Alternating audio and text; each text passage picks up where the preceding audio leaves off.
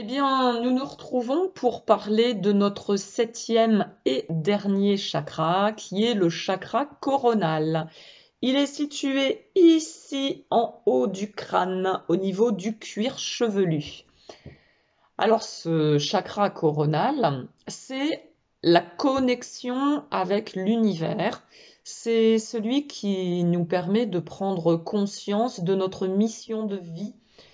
Son rôle, ça va être de collecter et d'unifier l'énergie qui circule dans tous les chakras du corps. Au niveau physique, il va aller gérer tout ce qui est crâne, cerveau et puis l'ensemble du corps. Alors, quand notre chakra coronal est bien équilibré, ça va nous permettre d'être vraiment au clair avec notre mission de vie. On a trouvé finalement notre vocation. On est ce que l'on dit altruiste. Notre bonté d'âme, elle est vraiment présente et en fait, on est ouvert à ce que l'on appelle l'énergie divine. Quand notre chakra coronal est suractif, ce qui est quand même plutôt assez rare, hein, parce que a priori, pour la plupart des personnes, le chakra coronal, il a plutôt tendance à être fermé ou très peu actif, parce qu'en fait, il est vraiment relié avec cette histoire de spiritualité.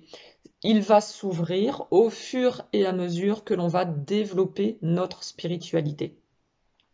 Mais dans les rares cas où effectivement ce chakra coronal est suractif, alors là, on va avoir ce qu'on appelle un ego spirituel trop développé.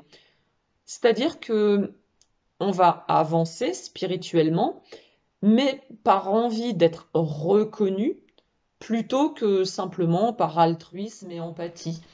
On va aller rechercher la reconnaissance des autres au détriment de simplement notre vérité intérieure. On peut avoir le sentiment d'être déconnecté de la vie et de nous-mêmes. On a, mais alors là, constamment la tête dans les nuages et on peine même à aller assurer ses besoins physiques tels que la nourriture, le logement, les relations aux autres. Mais alors effectivement, c'est vraiment pas le cas le plus répandu.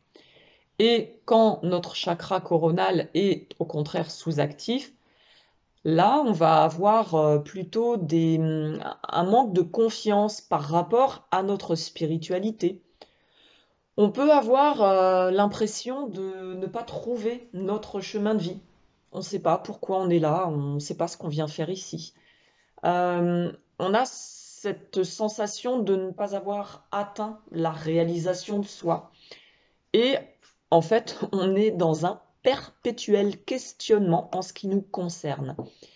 Et puis, on peut avoir une peur de la mort qui est vraiment assez exacerbée. Et quand notre chakra coronal est bloqué ou fermé, on peut avoir au niveau de l'organisme des choses comme de la confusion, de l'indécision en permanence. On vit dans un espèce de brouillard mental. On peut avoir des maux de tête, une dépression. On peut jusqu'à ressentir en fait une espèce de d'absurdité vis-à-vis de la vie. On se dit mais à quoi ça sert quoi? Et ça va amener des perturbations dans l'ensemble de nos chakras, puisqu'effectivement ce chakra coronal permet de diffuser l'énergie qu'il capte à l'intérieur de tous les chakras. Et donc comme je vous disais, hein, ce chakra coronal, la plupart du temps, il est quand même plutôt sous-actif ou fermé. Et c'est le travail de conscience que l'on fait qui permet son ouverture au fur et à mesure. Et puis, il y a une espèce d'interdépendance entre les chakras, c'est-à-dire qu'il faut aussi que tous les autres chakras qui sont plus bas, là, les 6 dont on a parlé précédemment, qu'ils soient tous correctement ouverts et équilibrés. Voilà.